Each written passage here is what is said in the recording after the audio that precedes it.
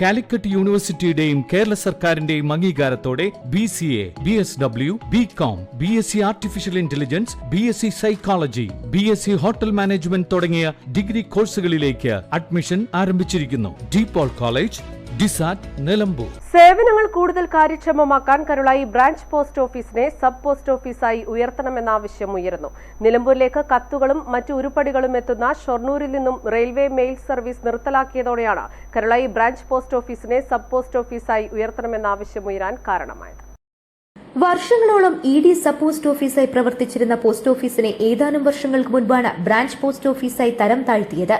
നിലവിൽ ഷൊർണൂരിൽ നിന്നും railway mail service വഴി നിലമ്പൂർ മുക്കട്ടയിൽ പ്രവർത്തിച്ചിരുന്ന സബ് പോസ്റ്റ് ഓഫീസിലാണ് തപാൽ ഉരുപ്പടികൾ എത്തിച്ചിരുന്നത്. ഇവിടെ നിന്നും രാമംകുത്ത്, നല്ലന്തണ്ണി, കരുളായി, പാലാങ്കര ബ്രാഞ്ച് പോസ്റ്റ് ഓഫീസുകളിലേക്ക് കത്ത് തരം തിരിച്ച് മെയിൽ കാരിയർ വഴി തപാൽ വിതരണത്തിനായി എത്തിക്കുന്നതായിരുന്നു രീതി. എന്നാൽ നിലവിൽ ഷൊർണൂർ RMS നിർത്തിയതോടെ നിലമ്പൂർ, ചുങ്കത്ര, എടക്കര, മണിമൂളി സബ് പോസ്റ്റ് ഓഫീസുകളിൽ കത്തുകൾ വിതരണത്തിനായി എത്തിക്കുന്നത് തപാൽ വകുപ്പിന്റെ വാഹനത്തിൽ തിരൂർ RMSൽ നിന്നാക്കി. ഇതോടെ നിലമ്പൂർ മുക്കട്ടയിൽ പ്രവർത്തിക്കുന്ന സബ് പോസ്റ്റ് ഓഫീസിന്റെ പ്രാധാന്യം നഷ്ടമാവുകയും ചെയ്തു. ഈ സാഹചര്യത്തിലാണ് മുക്കട്ടയിൽ പ്രവർത്തിക്കുന്ന സബ് പോസ്റ്റ് ഓഫീസിനെ ബ്രാഞ്ച് പോസ്റ്റ് ഓഫീസാക്കി കരുളായി ബ്രാഞ്ച് പോസ്റ്റ് ഓഫീസിനെ സബ് പോസ്റ്റ് ഓഫീസായി ഉയർത്തണമെന്ന ആവശ്യം ഉയർന്നു വരുന്നത്. നിലവിൽ 20ഓളം ധനകാര്യ സ്ഥാപനങ്ങൾ, ആശുപത്രി, പഞ്ചായത്ത്, വില്ലേജ് ഉൾപ്പെടെയുള്ള മുഴുവൻ സർക്കാർ ഓഫീസുകൾ, 100 കണക്കിന് കച്ചവട സ്ഥാപനങ്ങൾ എന്നിവ കരുളായിലുണ്ട്. ഇവിടേക്കെല്ലാമായി സ്പീഡ് പോസ്റ്റ്, പാഴ്സൽ എന്നിവ ഉൾപ്പെടെ 100 കണക്കിന് തപാൽ ഉരുപ്പടികളാണ് ഒരു പോസ്റ്റ് മാസ്റ്ററും 2 പോസ്റ്റ്മാൻമാരുമുള്ള കരുളായിലെ ബ്രാഞ്ച് പോസ്റ്റ് ഓഫീസിലെത്തുന്നത്. പോസ്റ്റ് മാസ്റ്റർ ഒഴികെയുള്ള ജീവനക്കാർക്ക് ഇരുന്നെഴുതുന്നതിനായി ഒരു മേശ പോലുമില്ല. കുറഞ്ഞ വാടക തപാൽ വകുപ്പ് നൽകുന്നുണ്ടെങ്കിലും ഇത് കറന്റ് ബില്ലടയ്ക്കാൻ തികയാത്ത അവസ്ഥയാണുള്ളത്. ജീവനക്കാർ ഓഹരിയായി പണമെടുത്താണ് വാടക നൽകുന്നത്. കൂടാതെ 10 കിലോമീറ്റർ ദൂരത്തോളം വരുന്നതാണ് പോസ്റ്റ് ഓഫീസിന്റെ ദൂരപരിധി. വനത്തിനുള്ളിലെ നെടുങ്കയം, മാഞ്ചേരി, മുണ്ടക്കടവ് തുടങ്ങിയ ആദിവാസി ഉന്നതി ഉൾപ്പെടെ ഈ പോസ്റ്റ് ഓഫീസ് പരിധിയിൽ വരുന്നുണ്ട്.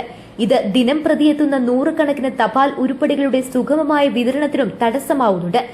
Karulai post office sub post ഓഫീസാക്കി ഉയർത്തിയാൽ മുഴുവൻ സമയം പ്രവർത്തിക്കുന്ന ഒരു ഡിപ്പാർട്ട്മെന്റ് പോസ്റ്റ്മാനെയും ഒരു ED പോസ്റ്റ്മാനെയും ലഭിക്കും.